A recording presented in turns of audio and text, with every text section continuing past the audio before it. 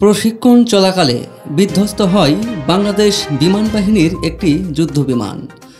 ভেঙে পড়ে উত্তরার মাইলস্টোন স্কুল অ্যান্ড কলেজের মাঠে। প্রাণ হারান অন্তত 40-এর কাছাকাছি, আহত বহু। আর ভেতরের ককপিটে ছিলেন ফ্লাইট লেফটেন্যান্ট তৌকির ইসলাম সাগর।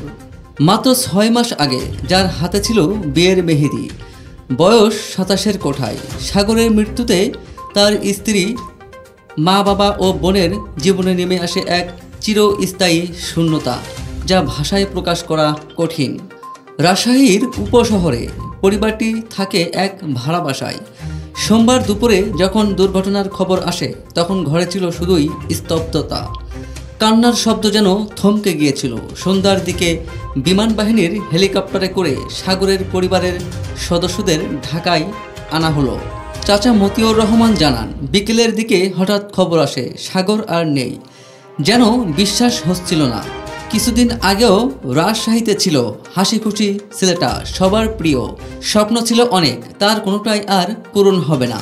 তৌকিরের বাবা তহরুল ইসলাম এবং মা সালেহা খাতুন সন্তান হারিয়ে বাকরুদ্ধ। ছোট বোন বৃষ্টি, তিনিও কথা বলার শক্তি হারিয়ে ফেলেছেন। তার গ্রামের বাড়ি চাঁপাই নবাবগঞ্জের সোনা মসজিদে এলাকায় তাকে সমাহিত করা হয়েছে।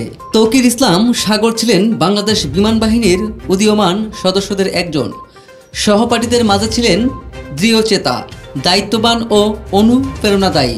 বিমান বাহিনীতে যোগ দেওয়ার পর থেকে ছিলেন প্রশংসার পাতায়। সেই পাইলটের জীবন থেমে গেল স্রেফ কয়েক সেকেন্ডে, প্রশিক্ষণের মাঝখানে, দেশবাসীর চোখের সামনে। তবে সাগরের জন্য থেমে থাকেনি শুধু তার বিমান, থেমে গেছে একটি নতুন সংসার, এক মা বাবার স্বপ্ন আর একটি বোনের প্রিয় ভাই ডাকার অধিকার।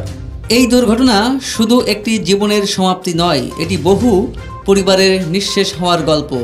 উত্তরার স্কুল প্রাঙ্গণে মৃত্যুর ছায়া শুধু সাগরকে গ্রাস করেনি, নিয়ে গেছে আরও অনেকগুলো প্রাণ। বহু মানুষ এখনও আহত, অনেক পরিবার এখনও হাসপাতালে প্রহর গুনছে।